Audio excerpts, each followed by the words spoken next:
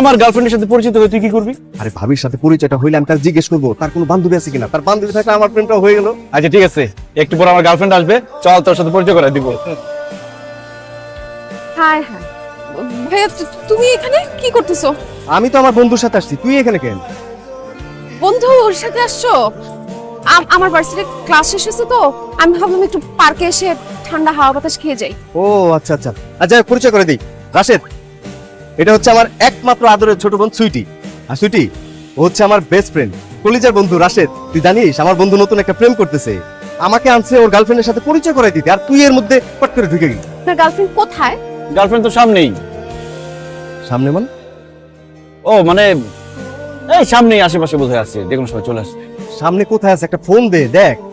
মাই god, আমার girlfriend message দিছে সে আজকে আমার সাথে দেখা করতে আসতে পারবে না। তার মা নাকি রান্না করে পড়ে গিয়ে হাত পা ভেঙে গেছে।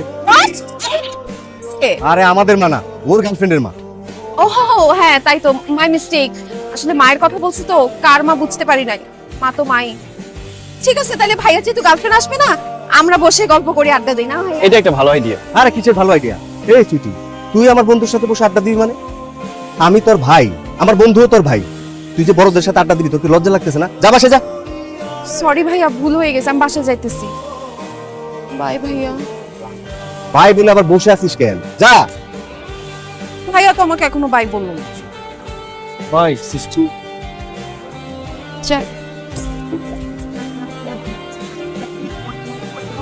ফোন দিছি, তুমি আমার ফোন ধরতেছো না, মেসেজের রিপ্লাই দিতেছো না, সমস্যা কি তোমার?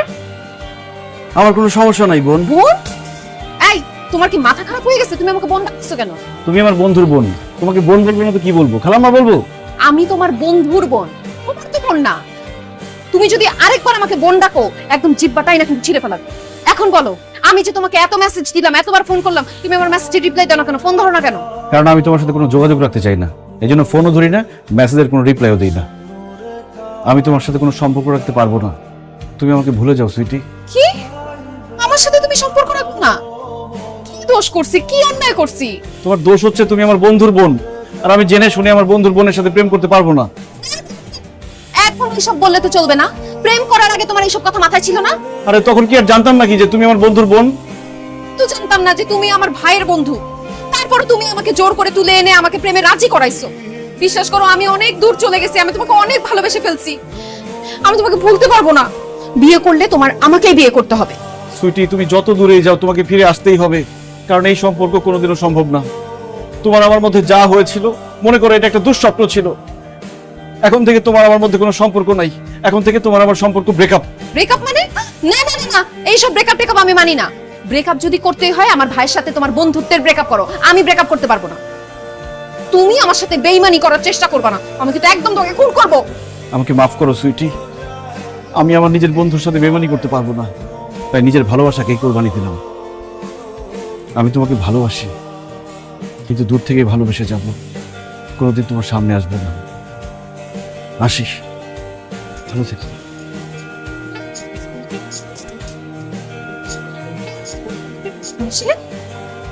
তুই ব্যাগ গুছাইছো কেন? গ্রামে চলে যাবো। গ্রামে চলে যাবো মানে তুমি গ্রামে কেন যাবা? আমি কেন গ্রামে চলে যাব সেই কৈফিয়ত কি তোমাকে দিতে হবে? বলছি না আমাকে ভুলে যাও, তোমার সাথে আমার কোনো সম্পর্ক নাই, আমি তোমাকে পছন্দ করি না।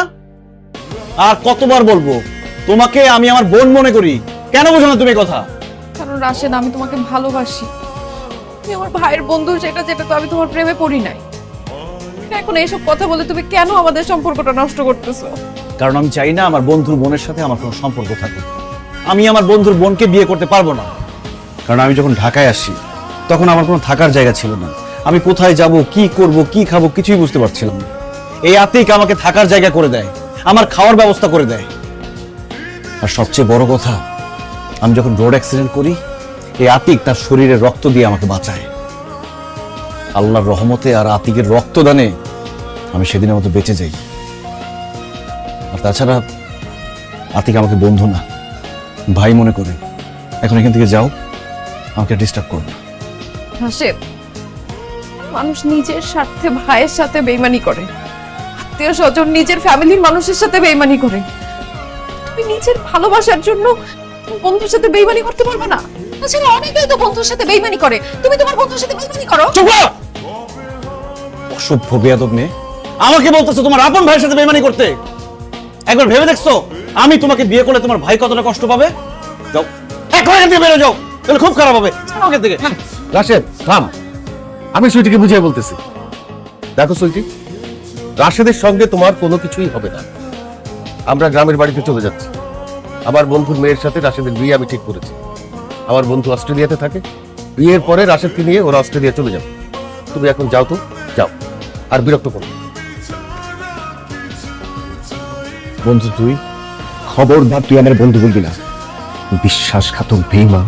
তুই জানোস শুধুমাত্র তোর কারণে আজকে আমার বোন সুইসাইড করতে গেছিল। তোর মতো বেঈমান তো আমি বাঁচাই রাখবো না। ফোন করবো তোর, ফোন করবো।